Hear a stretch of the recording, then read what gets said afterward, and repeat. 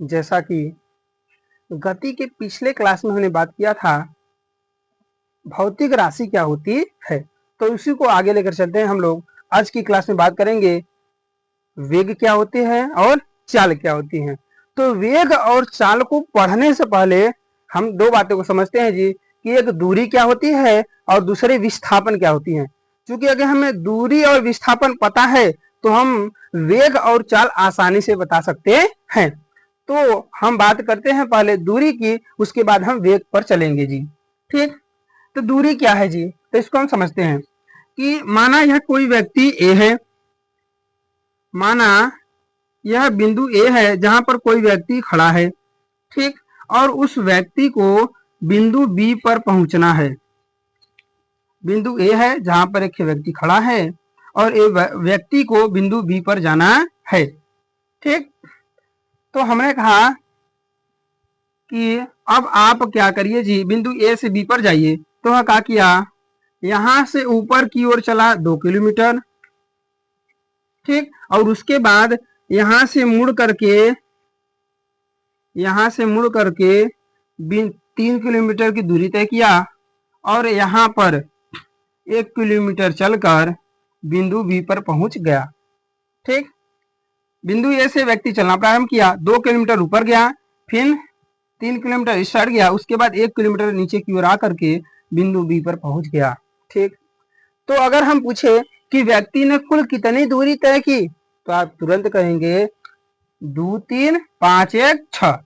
अतः व्यक्ति ने कितनी दूरी तय की जी, 2 + 3 + 1 बराबर 6 किलोमीटर। उस व्यक्ति ने कुल 6 किलोमीटर की दूरी तय की। तो आपको कैसे पता कि 6 किलोमीटर चला जी, आपने कहा क्या कि ये व्यक्ति जिस मार्ग से गया था उस मार्ग की लंबाई को अपने जोड़ दिया। ठीक, मार्ग की लंबाई को अपने क्या कर दिया, जोड़ दिया, तो आपको दूरी प्राप्त हो गई। तो इसीलिए हम दूरी को क्या कहेंगे जी, मार्ग की कुल लंबाई को व्यक्ति ए पर था, बी पर पहुंच गया, कुल कितना लंबाई है इस मार्ग की जहां से वो चला है, तो मार्ग की कुल लंबाई को ही हम क्या नाम देते हैं, दूरी कहते हैं। मार्ग की कुल लंबाई को दूरी कहते हैं। ठीक, और यहां जो दूरी है, दूरी अदिश राशि होती है, अदिश राशि होती है। दूरी कैसी राशि होती है, अदिश राशि होती है। क्योंकि इसमें परिमाण तो होता है,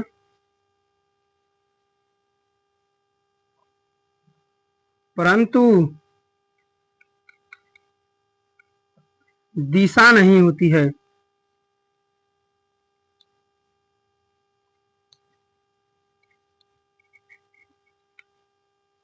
दूरी कैसी राशि है, अदिश राशि है। काहे बदे है, काहे कि इसमें परिणाम नहीं है, परिणाम है परंतु दिशा नहीं है। जहां पर दिशा नहीं रहेगी वह राशि अदिश के अंतर्गत आती है। जब राशि में परिमाण और दिशा दोनों हो तो वह सदिश में आती है, परंतु अगर दिशा को निकाल जाए, केवल परिमाण बचे, तो उसे अदिश राशि कहते हैं। ठीक, तो यह जो दूरी है इसमें केवल परिमाण होता है और दिशा नहीं होती है। यही कारण है कि यह जो दूरी है क्या होगी जी, अदिश राशि होती है।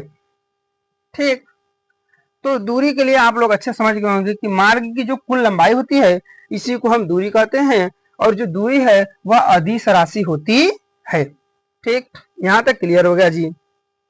और एक पॉइंट समझ लेते हैं हम, दूरी का जो मात्रक है, दूरी का या साई मात्रक मीटर होता है।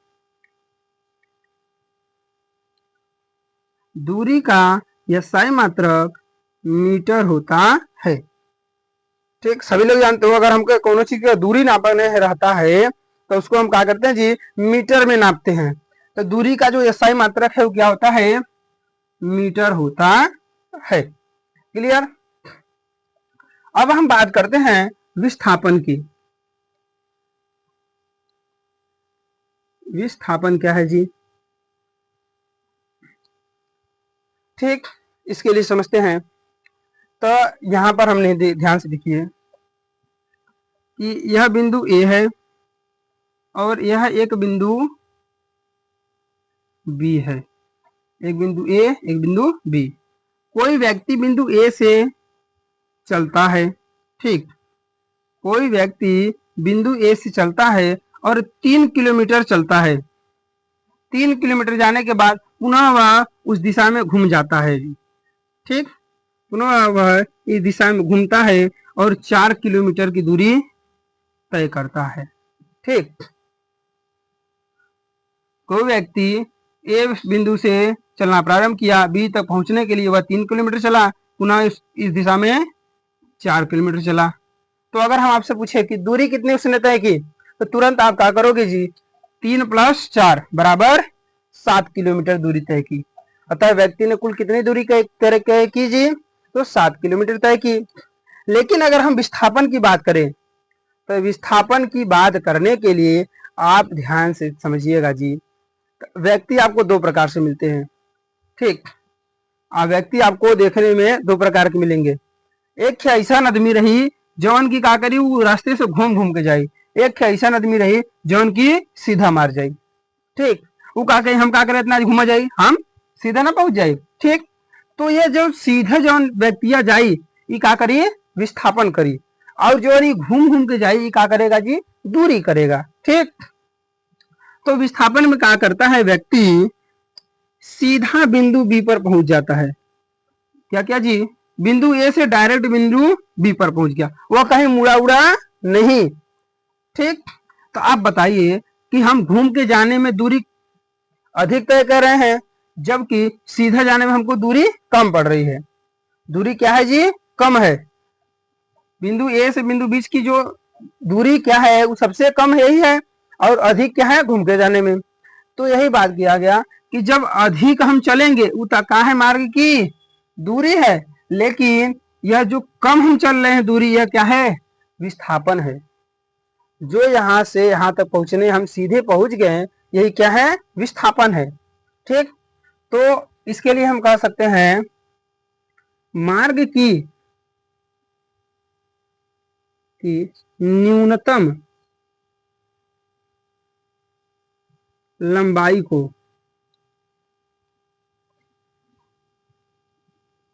विस्थापन कहते हैं।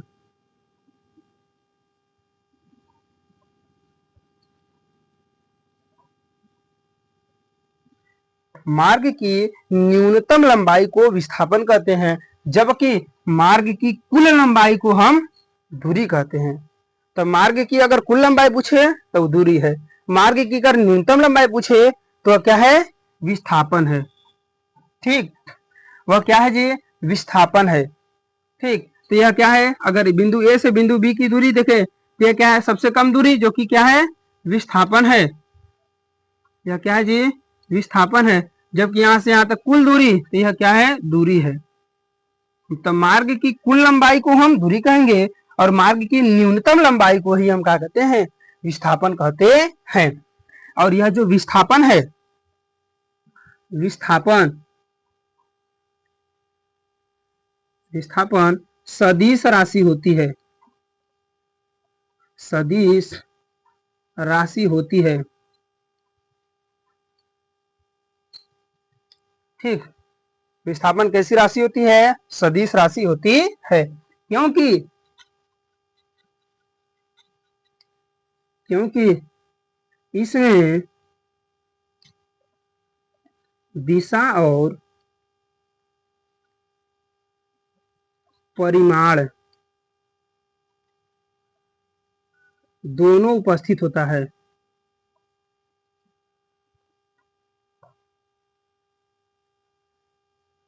उपस्थित होता है। ठीक, तो मार्ग की न्यूनतम लंबाई को विस्थापन कहते हैं। विस्थापन सदिश राशि होती है क्योंकि इसमें दिशा और परिमाण दोनों पाया जाता है। तो इसमें दिशा और परिमाण दोनों पाया जाता है, इसीलिए यह सदिश राशि होती है। साथ ही अगला पॉइंट जी, जो विस्थापन के एसआई मात्रक, विस्थापन का एसआई मात्रक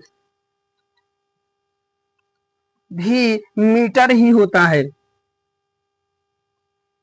मीटर ही होता है।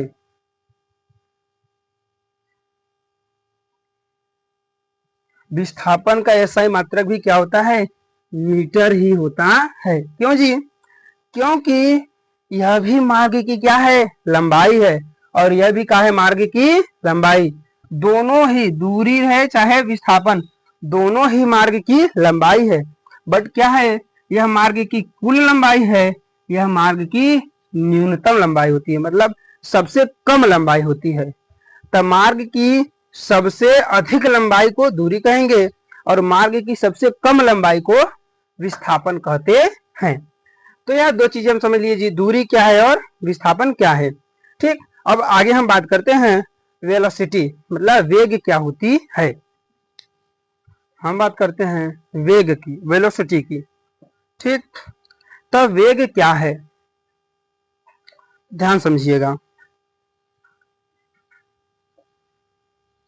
यह बिंदु ए है, यह बिंदु बी है, बिंदु ए, बिंदु बी। एक जने रहलन बिंदु ए से चलक चालू कैलन। ठीक, बिंदु ए से चल चालू कैलन, इधर 3 किलोमीटर गईलन, ओकरे बाद इधर घूम के 4 किलोमीटर आ गईलन। एक जने केहू भी रहल, का कैले, ए से चल चालू कैलन, 3 किलोमीटर चलन, ओकरे बाद फिर इधर घूम के 4 किलोमीटर चलन। ठीक, तो यहाँ से जवन यहाँ तक घूम के गईलन, एक हम का कहिला, दूरी। ठीक, और एक जने का कैलन, यहाँ से यहाँ तक सीधा चल गिलन। ठीक, यहाँ से का ए से का कैलन, बी तक सीधा चल गिलन, तो एक हम का कहिला, विस्थापन। ये हमने समझे कि दूरी कहा और विस्थापन कहा। तो जब हम मार्ग का करब पूरा चल के जाए तो कहीं दूरी, और जो शॉर्टकट रास्ता हमारा वो के विस्थापन। क्योंकि बात करें हम कि हमके वेग के बारे में।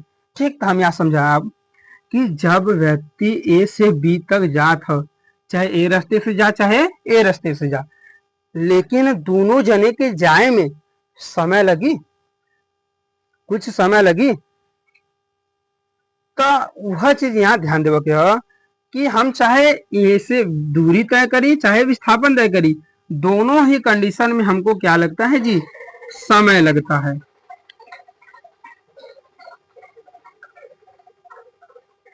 दोनों ही कंडीशन में क्या लगता है, समय लगता है।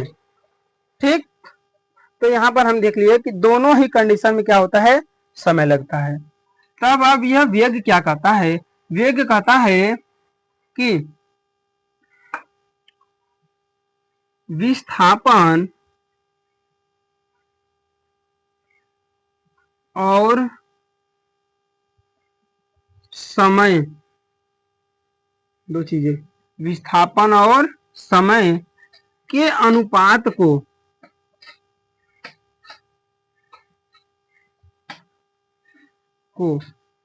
वेग कहते हैं। वेग कहते हैं।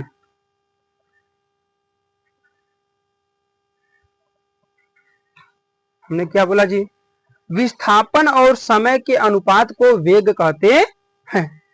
ठीक, तो वेग क्या है जी, विस्थापन और समय का अनुपात। अतः वेग बराबर विस्थापन बटे समय। वेग बराबर विस्थापन बटे समय। ठीक, हम यह भी कह सकते हैं कि जब विस्थापन में समय का भाग दिया जाता है, जब विस्थापन में समय का भाग दिया जाता है तब वेग प्राप्त होता है। जब विस्थापन में समय का भाग दिया जाता है तब वेग प्राप्त होता है। तो यहाँ से बातें क्लियर हुई जी कि वेग क्या है। तो वेग क्या है? विस्थापन और समय के अनुपात को वेग कहते हैं। विस्थापन और समय के अनुपात को वेग कहते हैं। तो वेग बराबर विस्थापन बटे समय। ठीक, अब हम बात करते हैं जी, यह जो वेग है, वेग का मात्रक, वेग का मात्रक क्या है? ठीक, तो वेग का मात्रक, तो मात्रक को हम निकाल लेते हैं जी। तो हम ध्यान दिए कि वेग बराबर क्या पढ़े? विस्थापन बटे समय। विस्थापन बटे समय, हमने यही पाया कि वेग बराबर क्या होता है? विस्थापन बटे समय। तो हम जानते हैं कि विस्थापन क्या है? लंबाई है, और लंबाई को हम मापते किस में जी? मीटर में। मीटर में। और समय, समय को किसमें मापते हैं? सेकेंड में। सेकेंड में। तो वेग का जो मात्रक निकल के आया, कहा आया? मीटर बटे सेकेंड। मीटर बटे सेकेंड, इसी को हम कह सकते हैं मीटर प्रति सेकेंड। मीटर प्रति सेकेंड। तो वेग का जो मात्रक निकल कर आया, क्या आ गया जी? मीटर प्रति सेकेंड। अतः वेग का जो एसआई मात्रक होता है वह मीटर प्रति सेकेंड होता है। ठीक, वेग का एसआई मात्रक मीटर प्रति सेकेंड होता है। आगे, वेग एक सदिश राशि होती है। सदिश राशि होती है।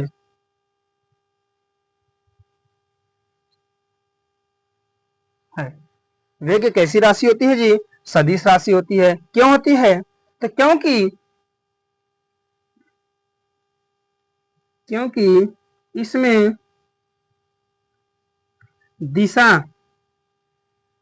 और परिमाण दोनों पाया जाता है।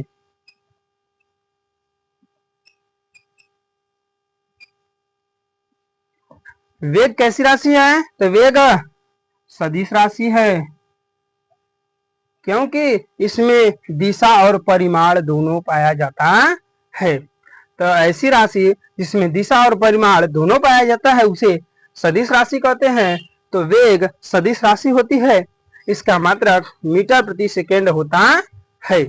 ठीक, वेग को भी अथवा यू से प्रदर्शित करते हैं। ठीक, वेग को भी अथवा यू से दर्शाते हैं। ठीक, वेग को भी अथवा यू से प्रदर्शित करते हैं। ठीक, यहां तक हमारा क्लियर हो गया जी वेग क्या है। तो वेग विस्थापन और समय के अनुपात को वेग कहते हैं। वेग बराबर विस्थापन बटे समय। तो वेग का मात्रक, तो वेग का जो मात्रक होता है मीटर प्रति सेकेंड होता है। वेग सदिश राशि होती है क्योंकि इसमें दिशा और परिमाण दोनों होते हैं।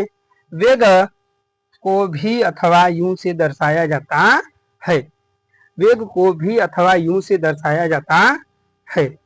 ठीक, तो आगे हम बात करते हैं। अब जी ये हमारा वेग हो गया।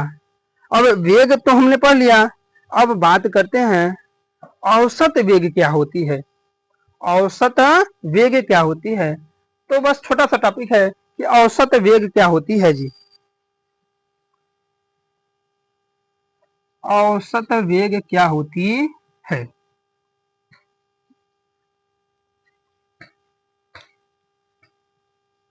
औसत वेग, औसत वेग क्या है? जैसा कि आपने पढ़ा कि वेग क्या है? विस्थापन बटे समय। सेम यही चीज, बस यहाँ पर एक चीज ध्यान देना है कि औसत वेग बराबर, औसत वेग बराबर कुल विस्थापन, कुल विस्थापन बटे कुल समय।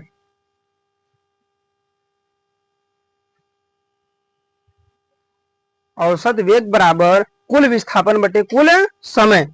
अतः हम कह सकते हैं कि किसी वस्तु द्वारा तय की गई मार्ग की कुल विस्थापन, इस वस्तु द्वारा तय की गई मार्ग की कुल विस्थापन तथा कुल समय के अनुपात को औसत वेग कहते हैं।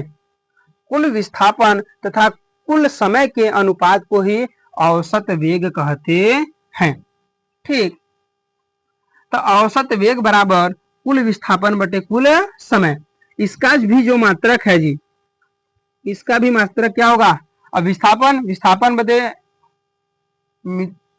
लंबाई को मीटर में मापते हैं और समय को सेकेंड में, तो इसका भी जो मात्रक बन के आएगा वो क्या आएगा? मीटर प्रति सेकेंड होता है। यह भी कैसी राशि है? तो यह भी सदिश राशि होती है। यह सदिश राशि होती है। यह भी कैसी राशि होती है जी? यह भी सदिश राशि होती है और इसमें भी दिशा और परिमाण पाया जाता है। इसमें भी दिशा और परिमाण पाया जाता है। तो यह हो गया हमारा वेग के बारे में कि वेग क्या है और औसत वेग क्या होती है। ठीक, अब हम आगे बात करते हैं जी चाल के बारे में, स्पीड क्या होती है। तो सेम वही चीज जी, जैसे हमने वेग में पढ़ा है, वेग में हमने पढ़ा कि विस्थापन और समय के अनुपात को ही हम क्या करते हैं? वेग कहते हैं। तो बस इसमें क्या हो जाएगा? दूरी और समय के अनुपात को क्या कहेंगे? दूरी और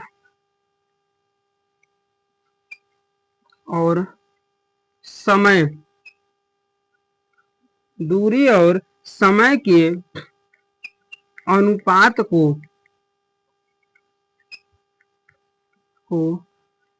चाल कहते हैं।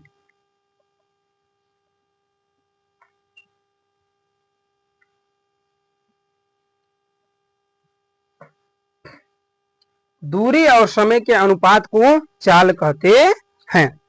ठीक, दूरी और समय के अनुपात को चाल कहते हैं। या फिर हम कह सकते हैं जी, किसी वस्तु द्वारा तय की गई मार्ग की दूरी तथा समय के अनुपात को ही चाल कहते हैं। अतः चाल बराबर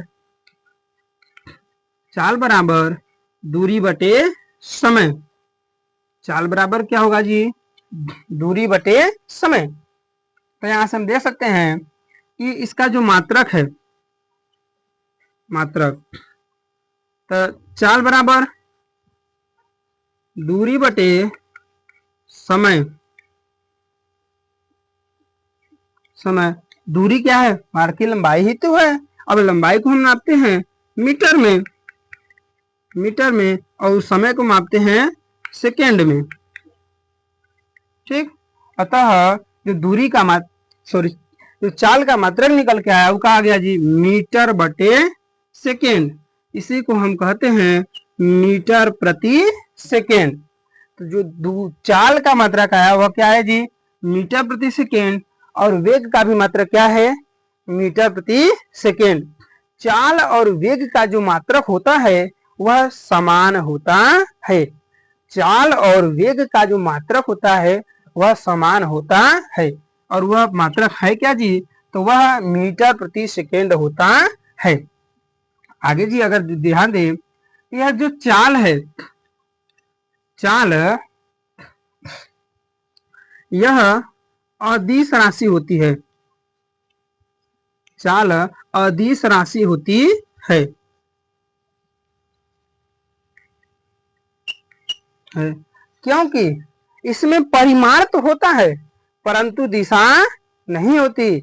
इसमें परिमाण तो होता है परंतु दिशा नहीं होती। यही कारण है कि यह जो चाल होती है यह अदिश राशि होती है, जबकि वेग में परिमाण और दिशा दोनों होते हैं, इसलिए वेग सदिश राशि होती है। ठीक, यहां तक समझ में आ गया जी? चाल क्या है, इसका मात्रक क्या है, यह कैसी राशि होती है। ठीक, अब आगे हम बात करते हैं जी औसत चाल क्या है।